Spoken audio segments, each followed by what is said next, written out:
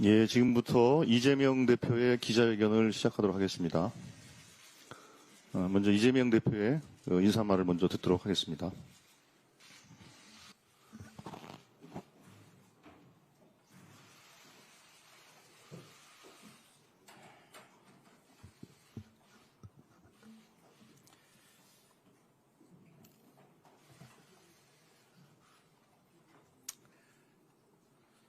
존경하는 국민 여러분, 대한민국을 길고 깊은 어둠으로 덮으려 했던 12.3 내란의 그림자는 아직 걷히지 않고 있습니다. 정권의 친위 군사 쿠데타가 1차 내란이라면 극단주의 세력의 조직적 폭동은 2차 내란입니다. 민생과 경제가 주저앉고 평화와 민주주의가 파괴되어도 이에 전혀 아랑곳조차 하지 않던 정권은 내란도 모자라 나라를 끝없는 혼란의 늪으로 몰아넣었습니다. 그러나 우리 국민은 위대했습니다. 무도한 폭력에 맨손으로 맞서고 색색의 응원봉과 경쾌한 떼창으로 역사의 퇴행을 막아냈습니다. 단 한 방울의 피 흘림 없이 세계사에 없던 평화로운 과정을 거쳐 주권을 거역한 권력자를 끌어내는 빛의 혁명을 수행 중입니다. 작은 빛을 모아 난폭한 어둠을 이겨낸 우리 대한민국은 민주주의의 힘과 가치를 증명하고 전 세계 민주국가의 모범이 됐습니다. 끝나지 않는 내란과 소요에 국민 여러분께서 불안하고 힘들어 하시는 것을 잘 압니다. 하지만 국민 여러분, 산을 높이 오를수록 바람은 더 셉니다.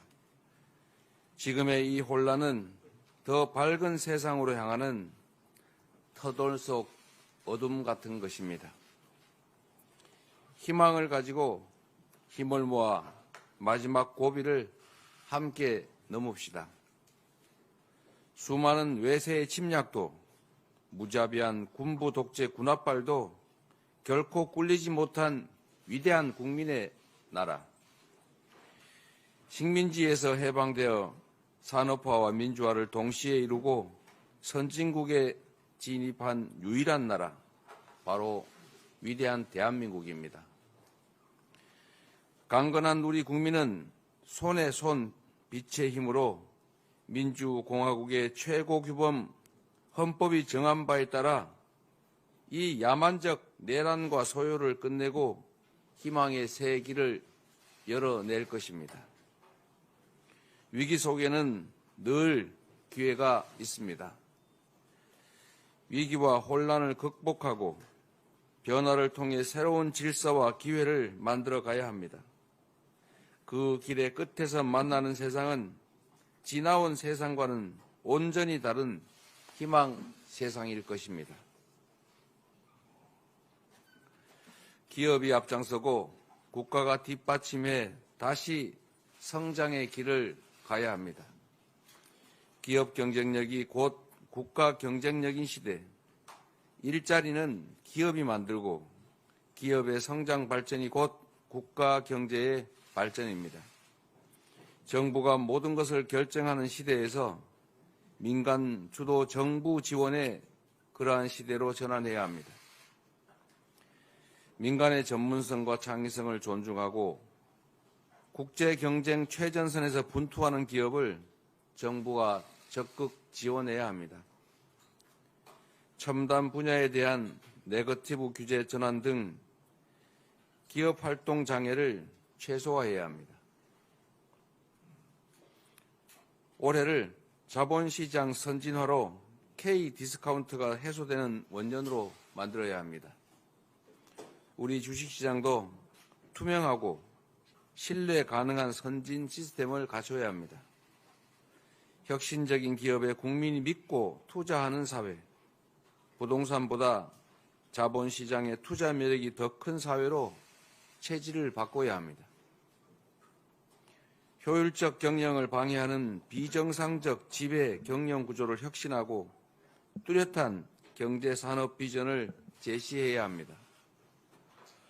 주식시장 선진화가 그리고 조직시장 활성화가 우리 국민을 부자로 만드는 가장 쉬운 길입니다.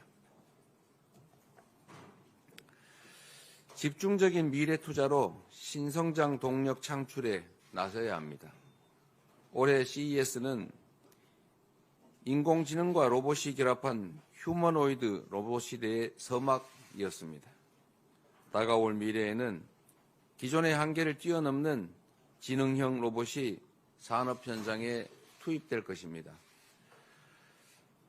AI 로봇 산업의 근본적 변화가 예고된 가운데 AI를 위한 반도체, 로봇 작동을 위한 소프트웨어 및 하드웨어가 미래의 먹거리가 될 것입니다. 바이오, 신약, 재생에너지 분야에서도 우리 기업들이 글로벌 경쟁에서 밀려나지 않도록 적극적인 국가 역할이 기념합니다. 새로운 통상 환경이 펼쳐지고 있습니다. 신흥시장 개척, 적극적 세일즈 외교로 대한민국의 경제 영토를 확장해 가야 합니다. 트럼프 정부를 맞아 한미 동맹의 강화, 전략적 경제 파트너십 강화가 더욱 중요해졌습니다.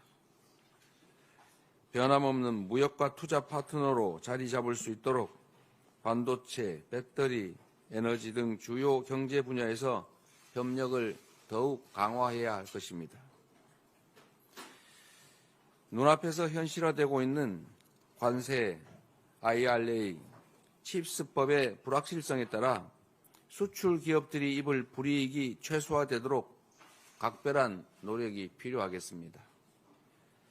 전 세계로 확대되는 정치 극단화도 우리 사회의 심각한 양극화도 결국 경제 양극화가 원인입니다. 이미 존재하는 불평등과 양극화를 해소하는 것은 결코 쉽지 않습니다. 새로운 성장 발전의 공간을 만들어서 성장의 기회도 그 결과도 함께 나누는 공정 성장이야말로 실현 가능한 양극화 완화와 지속적 성장의 길입니다. 지난 2년여간 윤석열 정권의 실정 그리고 마침내 시대착오적 친위 쿠데타 때문에 우리는 너무 많은 것이 파괴되고 상실되었습니다.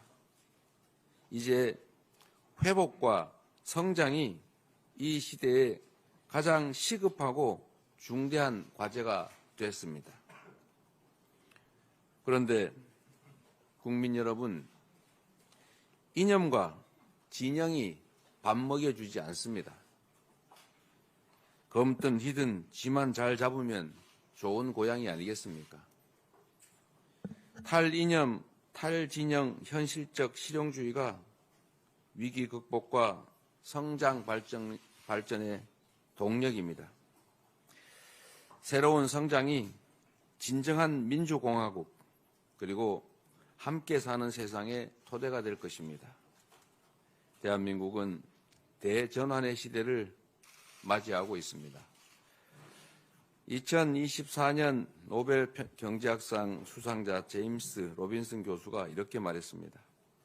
한국은 세계 역사상 가장 위대한 성공 사례다. 한국의 활기찬 민주주의 체제와 매우 포용적인 정치 시스템이 그 이유다. 우리가 이룬 번영과 발전의 근간이 잠시 흔들리고 있지만 세계는 우리 대한민국을 주목하고 있습니다. 김구 선생이 꿈꾸었던 문화강국 대한민국이 민주주의와 역동성, 회복력을 증명하며 세계 문화와 민주주의의 리더가 될 것입니다. 시간이 너무 더디고 일순간 역행하는 것처럼 보여도 역사는 전진합니다. 정치란 결국 주권자인 국민이 하는 것이므로 도도한 역사의 물줄기는 그 누구도 막을 수 없습니다. 회복과 성장으로 다시 대한민국, 위대한 대한민국은 다시 우뚝 설 것입니다. 위대한 대한국민은 다시 시작할 것입니다. 고맙습니다.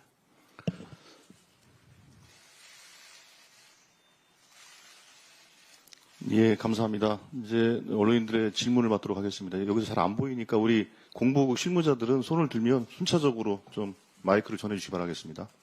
예, 먼저 저쪽. 예, 저쪽. 네, 안녕하세요. 시사인의 전혜영 기자입니다.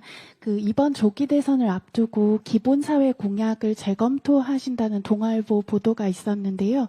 불과 5개월 전인 작년 8월에 민주당 강령에 기본사회 실현이 명시가 됐는데 이 보도가 맞다면 정치인으로서 철학을 좀 너무 빨리 바꾸시는 것은 아닌지, 그리고 원래 기본소득도 주장을 하셨는데 대표님 여전히 기본소득론자가 맞으신지, 만약에 기본소득론자시라면 그 재원은 토지 배당 같은 증세로 마련하실지 국채 발행으로 마련하실지 궁금합니다. 세상에 해야 될 일은 산더미 같이 많은 것이고, 정책이란 어떤 것은 하고 어떤 것은 안 하고가 아니라 어떤 것을 더 우선할 것인가 하는 선택의 문제입니다. 우선순위 문제에 있어서 지금 대한민국이 너무 많이 부서지고 너무 많이 어려워졌습니다. 국민들의 삶이 너무 어렵고 누구나 걱정하는 것처럼 경제적 토대가 훼손되고 있다고 합니다. 지금은 나누는 문제보다 만들어가는 과정이 더 중요한 그런 상황이 됐다고 판단이 됩니다. 인공지능 시대에 기본적 삶이 보장되는 사회라고 하는 것은 아마도 피할 수 없는 역사적 흐름이 될 것입니다. 그러나 지금은 경제적 안정과 회복 그리고 성장, 이 문제가 가장 시급한 상황이 아닌가라는 생각이 들고 있어서 그 문제는 심각하게 고민 중인 정도라고 말씀드리도록 하겠습니다. 예, 감사합니다. 다음 질문 알겠습니다. 예. 요쪽에 먼저 하실까요? 전자신문. 예. 네, 전자신문 최기찬 기자입니다. 지지율 얘기를 안 할 수가, 당 지지율 얘기를 안 할 수가 없는데, 사실상 지지율이 비상계엄 이전으로 돌아갔는데, 그 이유는 무엇이라고 생각하시는지 여쭤보고 싶고요. 지금 당대표 연임 도전 당시부터 오늘까지도 이제 성장론, AI, 과학기술 투자를 통한 미래 신산업 육성, 이것들이 해답이라고 보시는지 여쭤보고 싶고, 또 하나는 어제 주한 미국 대사들이 만나면서 자유민주 진영이라는 표현을 좀 사용하셨는데, 트럼프 2기 출범 이후의 세계 질서 속에서 한미 동맹 강화 등에 대한 의지를 드러낸 것으로 봐도 되는지, 그렇다면 트럼프 시대에 대비하는 민주당의 첨단 산업 육성 전략은 무엇인지 좀 궁금합니다. 네, 질문은 아주 훌륭하십니다. 그런데 너무 많은 것이 들어있어서 일부만 답을 하게 될 것 같아서 양해를 부탁드립니다. 가장 우선적으로 아마 지지율 조사 결과에 대해서 관심이 많은 것 같습니다. 그것도 국민들의 뜻이니까 저희로서는 겸허하게 수용할 수밖에 없습니다. 그리고 저희가 생각하는 것은 윤석열 정권에 대해서 이제 체포 구속이 되고 탄핵 심판이 순조롭게 이루어진다고 보는 우리 국민들께서 이제 우리 민주당에 대해서 더 큰 책임과 역할을 요구하고 기대하는 것이 아닌가 이런 생각을 합니다. 더 낮은 자세로 겸허하게 책임감을 갖고 임하는 것이 우리 민주당이 해야 될 일이라는 그런 생각을 하게 됐습니다. 한미동맹에 관한 문제는 지금 전 세계적으로 자유민주 진영 또 민주주의의 가치를 공유하는 진영과 또 다른 진영들의 대결과 대립이 격화되고 있습니다. 대한민국은 자유민주 진영의 일원으로 큰 도움과 지원을 받고 그 속에서 성장해 왔습니다. 그리고 앞으로도 자유민주 진영의 일원으로서의 책임과 역할을 다 해야 합니다. 우리가 전 세계적 흐름에서 벗어나 가지고 독자적인 흐름을 만들어낼 수는 없기 때문에 가야 될 길이라는 생각이 들고, 또 한미동맹의 강화 발전은 우리 민주당의 전통적인 입장이기도 합니다. 특별한 색다른 새로운 입장은 아니다라는 말씀을 드리겠습니다. 예, 좀 저쪽으로 좀 가볼까요? 예. 네, 대표님 오마이뉴스 복권 기자라고 합니다. 저기 있습니다. 네, 예. 저는 민주파출소랑 카톡 검열 관련해서 질문을 하나 드리고 싶은데요. 그 민주당에선 가짜뉴스, 그러니까 확인되지 않은 사실을 퍼뜨리는 게 신고가 되면 검토를 하고 필요하다면 고발을 하겠다라는 취지로 설명을 하는데, 국회 공당이 이제 일반 시민들을 향해서 가짜뉴스를 단순히 퍼나르는 일도 고발하겠다라고 어떻게 보면 엄포를 놓는 건데, 지금 내란 사태 이후에 전국에서 통합 메시지를 내는 게 아니라 오히려 가짜뉴스를 보고 나르는 시민들을 적대시하는 것 아닌가 싶거든요. 네. 대표님 생각이 좀 궁금합니다. 일리 있는 지적이십니다.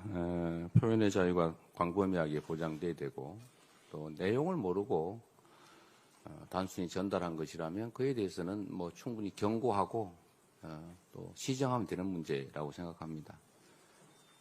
다만 우리 모두가 경험하고 있는 것처럼 지금 극단주의 세력들이 바로하고 있고, 그 극단주의 세력의 가장 큰 자원이 바로 가짜뉴스입니다. 여러분도 다 직접 보셨겠지만 선관위의 선거 관리에 대해서 근본적 의문을 제기하고, 그게 소위 이 무도한 폭력과 계엄이라고 하는 있을 수 없는 일의 근원, 이유가 됐습니다. 심지어 미군이 무슨 선관위 연수원을 급습을 해서 90명을 체포해서 일본 오키나와 미군 기지로 이송을 해서 거기서 신문을 했더니 자백을 했다. 이런 가짜뉴스를 아주 버젓이 유포를 하는데, 이거는 한미 관계를 훼손하고 국격을 떨어뜨리는 아주 심각한 범죄 행위입니다. 이런 문제들은 시정을 해야 되는 게 맞겠죠. 그리고 카톡 검열이라고 하는 그런 용어를 쓰는 것은 옳지 않습니다. 허위 사실을 유포하는 단어 아니겠습니까? 검열이 가능하지도 않고, 모두가 정확한 정보가 전달될 수 있도록 애써야 된다. 민주주의는 주권자들의 판단에 따라서, 결정에 따라서 작동하는데, 그 판단과 결정을 하게 되는 기본적 정보를 왜곡하면 그건 타인의 주권을 빼앗는, 공화국의 기초 원리를 훼손하는 중대 범죄 행위에 해당될 수 있습니다. 공화국의 가치를 지키기 위한 최소한의 노력이다, 이렇게 생각해 주시면 좋겠습니다. 예, 다음 질문 받겠습니다. 강부장님 전달해 주십시오. 예. 안녕하십니까. 시사일보 김민지 기자입니다. 제가 질문하고 싶은 거는, 오늘 이건태 법률 대변인에 따르면 아직 대표님께서 위헌 법률 심판에 제청하지 않았다고 알고 있는데, 위헌 법률 심판에 제청하실지 여부에 알고 싶습니다. 그리고 경기도지사 출마 시에 광역후보 후원에 헌법소원 위헌 결정 받으신 걸로 제가 알고 있습니다. 이번에 만약에 신청하게 되신다면 가능성이 있다고 보시는지도 궁금하고, 덧붙여서 허위사실 유포 처벌 조문 100만 원 이상이면 박탈되는 조문도 신청하실 예정이신지 궁금해서 질문드립니다. 이게 후보자의 행위에 대해서 허위사실을 공표하면 처벌한다는 조항이 전 세계에 대한민국 유일하다고 알려져 있습니다. 그 문제 때문에 우리 변호인단이 검토하고 있는 단계인데, 신청 여부는 변호인들이 판단하게 될 것이고, 그 결과에 따라서 저로서는 그 결과를 존중한다, 말씀드립니다. 예, 다음은요. 예, 먼저 하세요. 네, 안녕하세요. 대표님, 머니투데이 이승주라고 합니다. 최근 임종석 전 비서실장이 민주당이 여전히 이재명 대표 1급 체제에 머물러 있다는 취지의 발언을 했는데요. 이에 대해 어떻게 생각하시는지 여쭙고 싶습니다. 정당은 다양성을 생명으로 하고 만약에 이견이 없는 상태라면 사실 일종의 조직과 같아지겠죠. 뭐 다양한 목소리가 있는 건 바람직하다고 생각합니다. 이걸 뭐 일극체계 체제라고 할지 아니면 당이 안정적으로 유지되고 있다고 할지는 뭐 보는 입장에 따라서 다르겠죠. 국민의힘이 이렇게 극우구적으로 막 분열하고 내부적 갈등이 격화되어 있는데 뭐 그것도 하나의 정치적 현상일 수 있겠죠. 본 시각에 따라 다를 수 있다. 얼마든지 있을 수 있는 일이다 이렇게 생각합니다. 예, 다음 질문 받겠습니다. 아까 마이크 갖고 계신 분, 예. KBS 김청윤 기자입니다. 지금 최상목 대행이 계속 거부권을 행사하고 있는데 이런 정국에 대해서 평가를 한번 해주시고 이걸 해소할 수 있는 묘안이 있으실지, 그리고 또 하나 질문 드릴 거는 그 모두 발언에서 그 흥묘 백묘론을 말씀하셨는데 그 덩샤핑의 흥묘 백묘 표현을 사용하신 어떤 의도가 있으신지 여쭙겠습니다. 네. 최상목 대행의 지금 현재 국정 운영은 매우 비정상적입니다. 일단 권한 행사의 기준이 오락가락 멋대로입니다.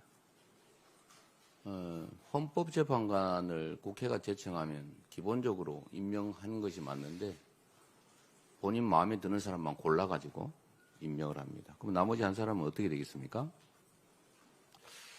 또 국정 운영의 가장 기본은 법을 지키는 겁니다. 마음에 들든 안 들든 상설특검 지명 의뢰는 법률이 정한 의무입니다. 즉시 하게 돼 있는데 지금까지도 하지 않고 있죠. 법을 대놓고 무시하고 있습니다. 그러면서도 또 본인에게 유리한 권한을 함부로 행사합니다. 마구 거부권을 남발하고 있죠.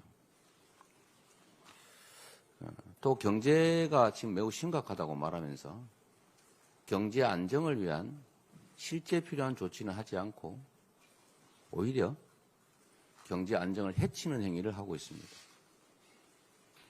경제는 안정성이 중요하고 안정성의 핵심인 예측 가능성은 우리가 정한 규칙을 존중하는 데서 나오는 것입니다. 그런데 우리 최상목 대행은 말씀드린 것처럼 법을 기본적으로 지키지 않습니다. 그리고 추경이 필요한 걸 사실상 인정하고 있는 걸로 아는데 끝까지 지금 안 하고 있습니다. 실질적으로는 거국 중립 내각의 양상일 텐데 내심을 들여다보면 철저하게 내란 소요 세력을 옹호하고 지원하고 있습니다. 여러 가지로 해서는 안 될 부적절한 국정 운영을 하고 있긴 하지만 저희로서도 최대한 인내하면서 기다리고 있습니다. 저희가 할 수 있는 일도 매우 제한적인 데다가 또 어떤 변화들이 더 나쁜 상황을 만들 가능성도 없지 않기 때문에 지금으로서는 계속 인내하면서 최소한 법과 상식은 지켜지는 국정을 해달라고 계속 부탁드리고 있습니다. 흥묘백묘는 제가 말씀드린 흥묘백묘는 아니고 흰 고양이, 검은 고양이였습니다. 실용적인 입장이 중요하다 그 말씀이죠. 사실 정치가 국민들의 뜻을 하나로 모아서 통합하는 게 제일 큰 과제이고 역할인데 지금은 오히려 국민들을 분열시키고 대립시키는 길로 나아가고 있습니다. 저는 특히 국민의힘에 이 말씀을 드리고 싶습니다. 국가 권력을 차지했고 대통령을 배출했고 지금도 아마 절반은 상당한 영향력을 행사하고 있습니다. 그러면 국민을 위한 정치를 해야 합니다. 그런데 국민을 위해서가 아니라 오로지 자신들의 그것도 장기적으로 보면 실제 이익도 되지 않는 극단적인 단기 이익에 매몰돼서 극우적 행태를 보이고 있습니다. 제가 남의 치방 걱정할 일은 아닌데 저런 식으로 내란 세력, 소요 세력과 함께 사실상 비호하고 또 어쩌면 충동까지 하는 것으로 보일 만한 그런 태도를 보이는 것이 과연 대한민국의 보수 정당으로서 적절한 처신인가? 과연 그게 대한민국의 보수 세력을 대표할 정당으로 존속할 수 있을 건가라는 그런 걱정이 됩니다. 뭐 그 당을 위해서가 아니라 우리 대한민국 그리고 우리 국민들의 더 나은 미래를 위해서 그러면 안 된다. 그런 극우적 극단주의 행태로는 대한민국의 정치를 책임질 수 없다. 대한민국을 불행하게 만들 뿐이다라는 말씀을 드리고 싶습니다. 예, 신 기자님. 예. 네, 대표님 안녕하세요. 저 뉴시스 신재현인데요. 그 이제 말씀하세요. 탄핵 국면 그리고 그 이후 전국에서도 좀 한동안 사회 분열이 예상되는데 네. 뭐 조기 대선 과정에서 이 사회 갈등을 봉합하실 그런 구상이 있으신지 그리고 또 정치 보복을 하지 않겠다고 공식 선언을 하실 계획이 있으신지 궁금합니다. 이게 언제나 사용하는 언어의 객관적 의미의 한계가 분명하지 않아서 참 어렵습니다. 똑같은 단어도 전혀 다르게 이해하죠. 정치에서 이 리더, 선출된 책임자의 가장 큰 역할은 통합입니다. 우리가 계모임을 해도 A 집단을 대표해서 B 집단의 후보를 꺾고 개주가 된다 또는 회장이 된다라고 하면 자기를 지지했든 안 했든 그 개원들을 똑같이 챙겨야죠. 그리고 구성원들은 따로따로 나뉘어져서 갈등하기 때문에 모임을 만들고 함께 가기 위해서 공동체를 구성하고 대표를 뽑는 건데 그 대표가 자기를 지지한 사람, 자기를 좋아하는 사람만 챙기고 그렇지 않은 사람을 배제하면 모임이 깨지겠죠. 아주 단순한 이치입니다. 대통령도 마찬가지죠. 집권 세력도 마찬가지입니다. 집권 과정에서는 자기 진영 또는 자기 지지 세력을 대표하지만 집권을 하고 나면 전체를 책임져야 되죠. 그래서 핵심적인 책임, 의무가, 책무가 통합입니다. 포용이죠. 그런데 윤석열 정권은 안타깝게도 극단적 소수의 길을 갔습니다. 결국 저는 그 모습을 보면서 결국 마지막에는 무력 통치, 즉 비상계엄을 선포하겠구나라고 제가 예측을 했던 겁니다. 통합의 가치가 매우 중요하죠. 또 한편으로 보면 그래서 미안합니다. 통합의 가치가 중요하고 그러기 위해서는 정치 보복이나 이런 거 하면 절대로 안 되죠. 끝이 없지 않습니까? 사람들은 자기중심적이어서 제3자가 볼 때처럼 냉정하지 않습니다. 객관적이지 않아요. 내가 한 대 맞으면 한 대 때린다고 만족스럽지 않습니다. 뭐 이유가 있죠. 끊임없이 확대됩니다. 결국은 지금도 거의 우리 국민들 사이에 심리적 내전 상태라는 표현이 있는데 실질적으로 내전 상태로 갈 수도 있죠. 정치가 극단적인 자기 입장만 고수하고 상대를 인정하지 않는 것을 넘어서 말살하려 하면 결국 그런 일이 벌어집니다. 정치보복이라고 하는 개념이 문제일 텐데 정치적 목적으로 부당하게 상대를 압박하는 거 이걸 보통 이제 정치보복이라고 하지 않습니까? 절대 그래서는 안 되죠. 상대를 찍어놓고 어떤 분이 하신 말씀이기도 합니다만 상대를 찍어놓고 그야말로 1년 내내 탈탈 터는 거 이게 정치보복이다. 이런 거 절대 하면 당연히 안 되죠. 절대로 못하게 해야 됩니다. 다만 일부에서 얘기하는 것은 그럼 이 내란 세력 사면할 거냐 뭐 이런 얘기들 지금 벌써부터 하던데 그에 대한 명백한 위법에 대한 책임을 묻는 건 당연히 필요하지요. 그런 것까지 어떻게 그건 부정이 아니겠습니까? 정치보복은 있어서도 안 되고 해서도 안 된다. 그리고 김대중 대통령께서 성공한 대통령이 됐던 이유도 사실은 그 평생을 그렇게 가해당했으면서도 보복하지 않았죠. 그게 성공한 정부의 원인이었던 겁니다. 성공한 정권이었던 이유죠. 사회 분열을 막기 위해서도 우리 사회가 좀 더 미래지향적으로 나아가기 위해서라도 그리고 국민통합이라고 하는 당연히 해야 될 일을 위해서라도 정치보복 이런 건 더 이상 단어조차 없어졌으면 좋겠습니다. 네. 예, 감사합니다. 예, 다음 저쪽으로 넘어가겠습니다. 예, 좀 전달해 주세요. 예, 안녕하세요, 대표님. 저 뉴데일리 이지성 기자입니다. 아까 선거법 재판 관련해서 이야기 나왔는데 여권에서는 지금 대표님께서 재판을 지연하고 있다고 주장하고 있는데 대표님께서 생각하시기에 선거법 재판에 대한 633 원칙이 지켜져야 한다고 보시는지 궁금합니다. 네, 아까 이거는 뭐 설명드렸으니까 그냥 넘어가도록 하겠습니다. 양해 부탁드립니다. 예, 다음 분요.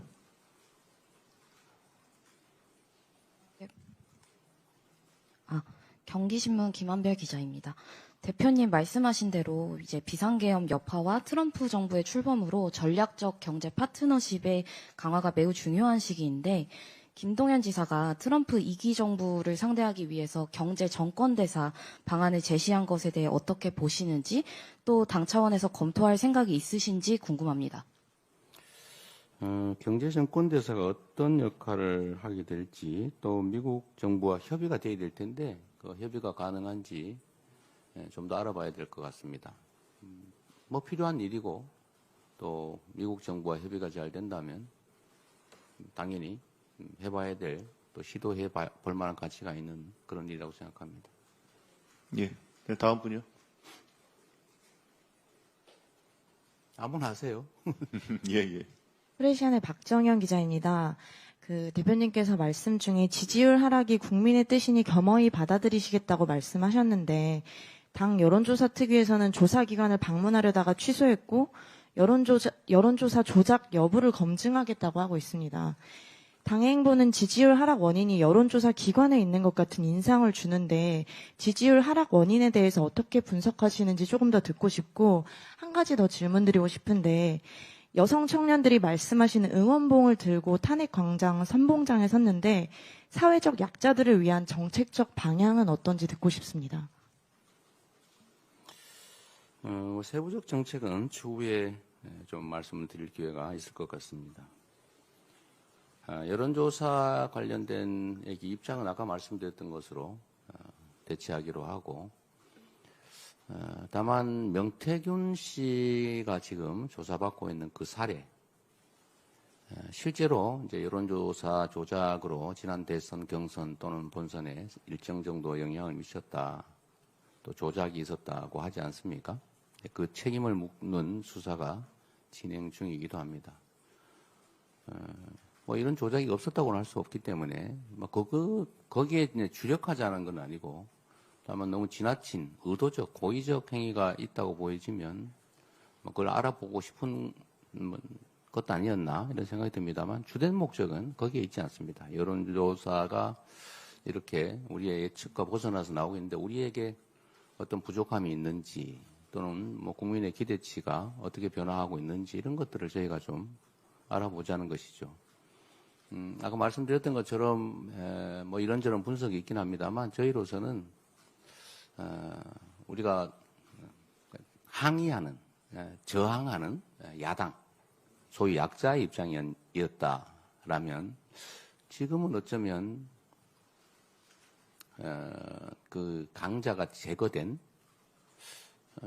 일종의 갑의 위치, 우월적 위치에 있다고 보고 우리 국민들께서 민주당에 대한 기대가 매우 더 높아졌거나 아니면 민주당에 대한 요구 수준이 달라졌을 가능성이 있다라고 저희도 내부적으로 보고 있고 거기에 맞춰서 우리도 더 낮은 자세로 또 책임성 있게 우리 역할을 재정립해야 되는 거 아니겠느냐. 정책의 방향이나 뭐 이런 것들도 좀 심각하게 좀 재점검해야 되지 않겠냐는 생각을 하고 있습니다. 예.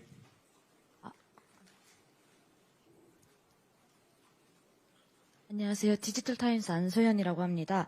지금 추경 논의를 계속 하시는 것 같은데 여당과 어떻게 협상하고 계신지 궁금하고요. 또 그 유승민 전 의원이 자꾸 방송에서 대표님이 이제 민주당 대선 후보 중 최약체라고 하셨는데 이게 아마 지지율 하락이랑 사법 리스크 관련이 있어 보입니다. 이거를 어떻게 돌파하실 건지 궁금합니다. 원래 뭐 정치인들은 말로 먹고 사는 거니까 각자 입장에 따라서 말씀해야 자유롭게 할 수 있는 것이고 또 그에 대해서 제가 일일이 코멘트할 필요는 없어 보입니다. 추경에 관련해서는 어젠가 그저께 그저께인 것 같네요. 그저께 이제 국정협의체 실무 협의를 했습니다. 저희로서는 지금 경제 회생이 매우 중요하고 또 일선 경제 현장이 너무 나쁘다.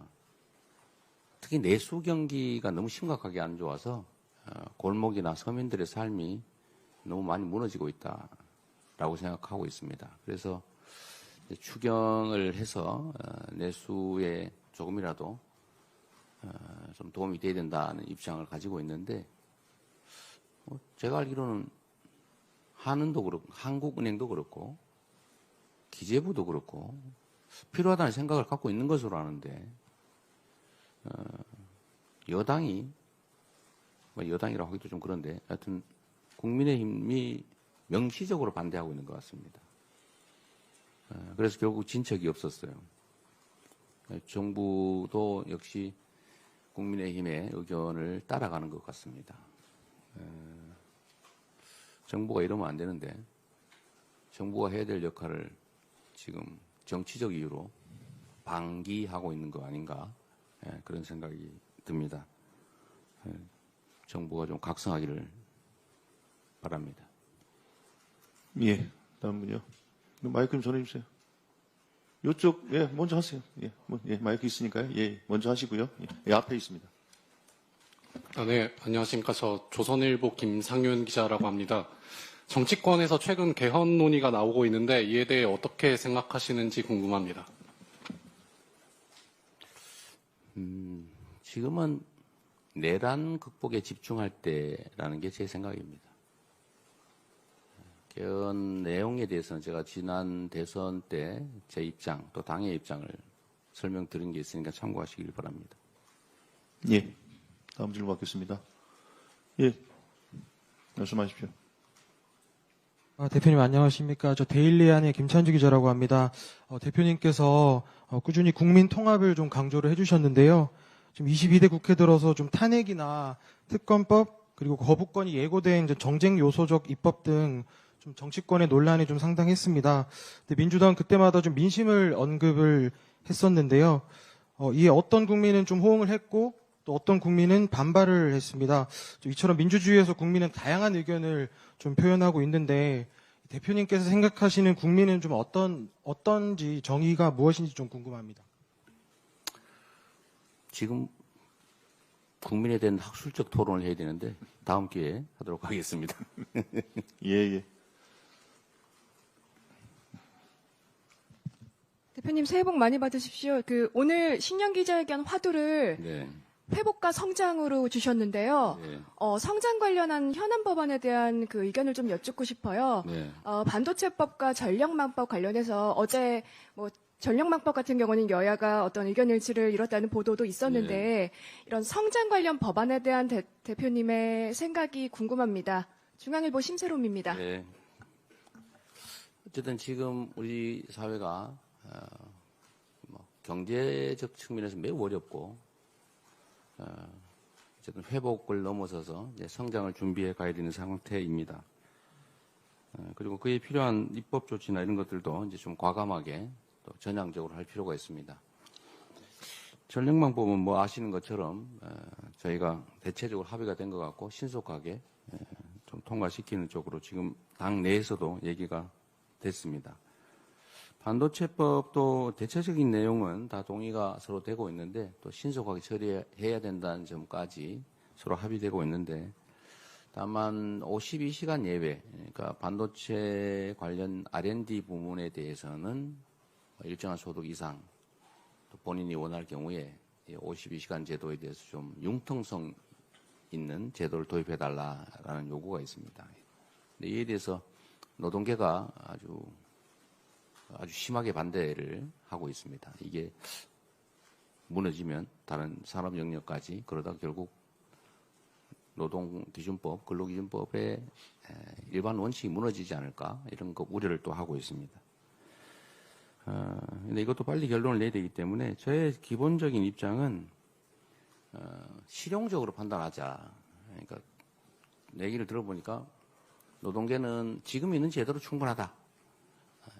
문제없다. 잘 활용하면 된다는 입장인 것 같고 또 산업계에서는 그걸로는 부족하다. 꼭 필요하다. 그래서 저는 이게 토론을 해보면 일정한 합의될 점에 근접할 수 있을 것이다 라고 생각합니다. 그래서 저희가 다음 설 지난 다음에 제가 주재해서 좀 쌍방의 이야기를 한번 들어보고 거기서 판단을 해서 신속하게 처리할 생각입니다.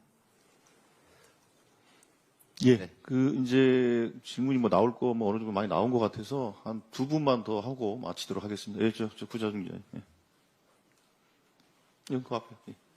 예, 채널A 구자준입니다. 방금 주신 말씀에 이어서 질문을 좀 드리고 싶은데요. 금투세 문제도 그렇고 방금 말씀하신 근로시간 예외 문제도 그렇고 민주당 내에서는 이견이 좀 많고 심하게 반대하시는 분들도 많은 걸로 알고 있습니다. 그런데 금투세 문제를 처리할 때 당내에 그 반대 의견이 적절히 설득이 됐는가가 좀 의문이거든요. 이번 근로시간 예외 문제는 반발이 더 심할 걸로 보이는데 당내 설득을 어떻게 하실지 궁금합니다. 뭐 당연히 현안에 대해서 입장이 다르죠. 정치인들은 저는 기본적으로 타인의 일을 한다는 자세를 가져야 된다고 생각합니다. 최근에 이걸 마치 자기의 이권 사업처럼 생각을 해가지고 지나치게 감정적으로 대응하는 국민의힘 의원들을 많이 봤습니다. 뭘 그렇게 극렬하게 그러는지 자기가 무슨 이해관계 당사자처럼 행동하는 경우가 많았습니다. 주인의 일을 처리하는 이런 피용자?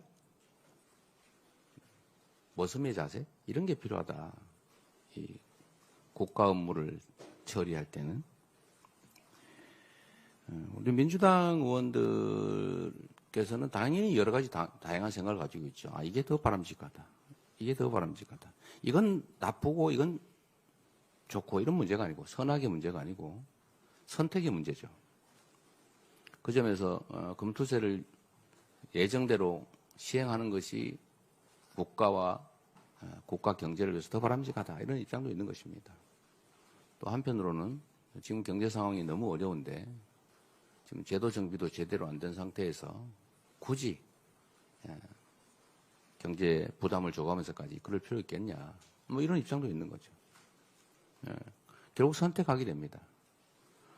토론을 여러 차례 했고 뭐 입장이 다르긴 하지만 결국은 합의 전원 일치의 만장일치의 합의는 아니지만 다수의 뜻에 따라서 또 지도부 의견이 반영돼서 결정이 되면 또 우리 민주당 의원들은 다 또 그에 따릅니다. 그 후에 뭐 내 뜻대로 안 됐으니까 나는 뭐 뭐 어떻게 하겠다 뭐 이런 얘기 없잖아요. 예, 그 바람직한 거죠. 토론은 격렬하게 결정 나면 또 따르고 그게 민주주의의 일반적인 원칙이다 이런 생각이 듭니다. 당연히 이견이 있죠. 그 이견을 조정해가고 또 조정해가다가 최대한 좁혀보되 이 간격은 결국 선출된 지도부, 리더십이 결정하는 영역이 있죠. 이제 그 부분을 최소화하는 게 중요하긴 한데 지금까지 정치를 보면 이 최소화된 영역조차도 책임을 지지 않으려고 결정하지 않습니다. 저는 지도부로 선출된 이 지도부들이 그 작은 미합의 부분, 이 부분에 대해서 결정하고 책임을 져야 된다. 라는 생각을 갖고 있습니다. 예, 요 앞에 SBS, 예. 어디 저쪽에, 예. 네, SBS 김상민이라고 합니다. 반갑습니다. 외교 얘기를 요새 부쩍 자주 해주셨기 때문에 이제 네. 한미 관계와 북핵 얘기를 좀 여쭙고 싶은데요. 네. 이제 트럼프 대통령이 얼마 전에 뭐 북한을 뉴클리어 파워라고 지칭을 했고 이게 NPT상의 핵무기 보유국과는 다른 개념이니까 뭐 너무 과도한 의미를 부여할 게 아니란 입장도 있지만 이제 미국은 비핵화가 아니라 뭐 핵 동결, 군축과 같은 협상에 나서려는 게 아니냐라는 견해도 있기는 합니다. 대표님께서 현 상황을 좀 어떻게 평가를 하고 계시는지 궁금하고 설령 북미 대화가 재개된다 해도 남북 관계가 악화한 상황에서 현실적으로 우리가 개입할 여지가 얼마나 있다고 보시는지 대표님의 생각을 여쭙고 싶습니다. 한반도 핵 문제, 북핵 문제에 대해서는 우리가 이제 합의된 원칙이 있죠. 한반도는 전역을 비핵화한다. 국제사회의 합의이기도 하고 또 남북 간에도 방향은 대체적으로 합의된 부분인데 이제 현실적으로 그게 진행되지 못했습니다. 미국의 신정부가 북핵 문제에 대해서 어떤 입장을 취할지는 저희가 함부로 추측할 수는 없습니다. 우리는 이런 가능성, 저런 가능성 모두를 염두에 두고 그에 상응하는 다양한 대응 방향, 대응 논리를 개발을 할 수밖에 없죠. 북한의 핵무기를 공식적으로 인정할 것이냐, 핵보유국으로 인정할 것이냐도 아직 미국 정부의 입장이 정리된 건 아닌 것 같습니다. 어떤 발언의 표현 하나와 미국 정부의 공식 정책, 이게 지금은 약간 혼선이 있는 상태라고 보여집니다. 우리는 뭐 어떤 경우도 대응할 수 있도록 준비해야 되겠죠. 북미 대화가 재하게 될 경우 이제 우리 대한민국의 패싱 가능성, 이 가능성이 매우 높고 사실 우려가 큽니다.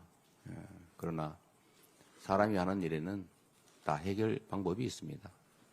북한 역시도 남북 관계가 너무 극도로 경색되고 강대강 군사 대결 중심 구도로 가다 보니까 이제는 뭐 다시는 만나지 않을 적대국으로 선언까지 했습니다만 정치는 생물 아니겠습니까? 또 북한을 설득하고 또 대화하고 모두에게 이익이 되는 그리고 세계 평화에 도움이 되는 길을 함께 찾아가야 되겠죠. 우리가 강력한 국방력, 군사력을 기반으로 대북 억지력을 강화해 나가는 기본으로 그러나 그것만 가지고는 또 안 되기 때문에 또 한편으로는 대화하고 소통하고 서로 모두에게 도움되는 길을 찾아봐야 되지 않겠냐 그렇게 생각합니다. 예, 아니 이제 아쉽겠지만 이제 그만 좀 제가 두 개만 받고 마치는 걸로 했으니까 그만 좀 마쳐야 될 것 같습니다. 혹시 그 대표님 또 마지막 마무리 말씀? 특별히 더 드릴 말씀은 없고. 예. 제가 말씀드릴 기회에 한 사람만 더. 아 그럴까요? 예. 자 그럼 이 앞에 질문하시죠. 예. 저 뒤에 안 보이는 분 어때요? 제가 한 분, 마스크 끼신 분. 안 보여가지고 이 지명 기회를 놓쳤을 것 같아요. 우리 대변인께서 안 보이죠? 저 먼저 하겠습니다. 그러세요, 그래. 네, 안녕하세요. TV조선 신경입니다. 그 얼마 전에 은행권 간담회에서 부정선거 관련 의혹을 보도해온 특정 매체 광고 지원을 거론하셨다는 보도가 있었습니다. 이에 대한 입장 궁금하고요. 또 조기 대선 가능성이 높은데 지금 이른석 민주당 당대표로서 어떻게 대응하실 방침인지 여쭙고 싶습니다. 두 번째가 뭐였죠? 네, 170석 민주당 당대표로서 어떻게 대응하실 방침인지. 뭐예요? 조기 대선 가능성이 높은 상황에서요. 네, 그때 대선 얘기는 말씀드렸던 것처럼 지금은 내란 소요 사태 극복에 좀 중점을 둬야 될 시기여서 우리도 뭐 대선에 대해서 구체적 검토를 하거나 하고 있지 않다 해서 말씀드리기가 적절하지 않은 것 같습니다. 이것도 그때 은행장님들하고 농담으로 한번 해본 얘기고 그랬더니 그걸 또 어떻게 아셨군요. 네. 제가 이제 회의 끝난 다음에 제가 보기엔 그렇게 막 가짜 뉴스를 톱으로 싣는 이 신문이라기보다는 거의 뭐 저질 찌라시에 가까운데 이 내용을 알고 과연 광고를 했을까 그냥 궁금해서 한번 물어봤어요. 알고 지금 몰랐다고 그러더라고요. 그래서 그러시냐 그랬습니다. 이거 이상하게 또 왜곡 안 해주시면 좋겠어요. 네. 예. 제가 뭐 압력을 넣어때리시면 안 됩니다. 궁금해서 물어봤어요. 네. 예, 아까 저기 저 안쪽에 예, 분만하고 마치도록 하겠습니다. 예. 질문해도 될까요? 말씀하십시오. 네, 감사합니다. 안녕하세요. 저 조선비즈 이신혜 기자라고 합니다. 다름이 아니고 요즘에 그 효율적 경영을 방해하는 비정상적 지배 경영 구조를 혁신한다고 대표님 말씀하셨는데요. 예. 경영계에서는 민주당이 추진하는 상법 개정이 오히려 경영 부담을 키운다고 우려를 보이고 있습니다. 그래서 대표님 메시지와 정책적 내용이 좀 충돌한다고 볼 수도 있는데 어떻게 생각하시는지 좀 궁금합니다. 비정상을 정상으로 만드는 것은 필요한 일이죠. 비정상 속에서 비정상적인 부당한 이익을 얻고 있었다면 정상적인 상태에서 누군가가 얻었을 이익을 빼앗아간 겁니다.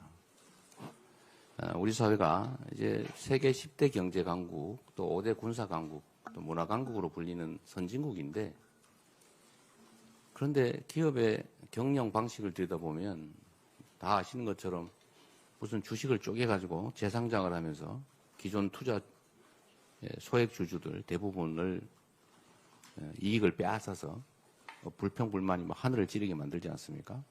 그래서 국장을 탈출해서 소위 서학개미가 되는 그런 악순환이 계속되고 있어요. 지금 해외로 직접 투자하게 된 주식 투자하고 있는 게 거의 100수십조가 된다고 해요. 근데 그 중에 정말 국내 주식시장이 참 마음에 안 들어서 국내 기업들의 행태가 마음에 안 들어서 가버린 부분이 절반쯤 된다고 하면 그것만 해도 수십조 아닙니까? 그러니까 그게 만약에 국내 주식시장이 남아 있었으면 지금 우리 주식시장이 이렇게 되지 않았겠죠. 그래서 이런 비정상을 극복하는 것은 개선하는 것은 네 편 내 편 가릴 게 아니라 해야 될 일입니다. 그냥 당연히. 지금 대부분의 저는 경영주들 소유와 경영을 동시에 하는 그런 경영주들이 비정상적 경영하지 않는다고 생각해요. 그러나 그 중에 극히 소수가 손에 꼽히잖아요. 이렇게 이상한 물적 분할, 자회사 만들고 이러면서 재상장하면서 다 그 소액 주주들의 그 자산 가치를 다 빼앗아서 부당 이득을 취하는. 그래서 정말 수만 명, 어쩌면 수십만 명을 절망에 빠뜨리는. 이거 범죄 행위 아닙니까? 이런 거 시정해야죠. 제가 기업 중심의 나라가 돼야 된다. 기업이 국가 성장 발전의 핵이다라고 말씀드린 건 맞는 말이에요. 기업을 지원해야죠. 그냥 기업의 범죄 행위, 기업의 부당 행위 이런 걸 지원하면 안 되죠. 그 나라 망칠 일 아닙니까? 저는 그게 서로 상충하는 게 전혀 아니다. 이렇게 생각합니다. 혹시 나중에 진짜 상충하는 게 있으면 좀 따로 알려주세요. 네, 고맙습니다. 예, 감사합니다. 이상으로 이재명 대표의 기자회견을 마치도록 하겠습니다. 함께해 주신 이재명 대표님 그리고 언론 여러분들 감사합니다. 마치겠습니다.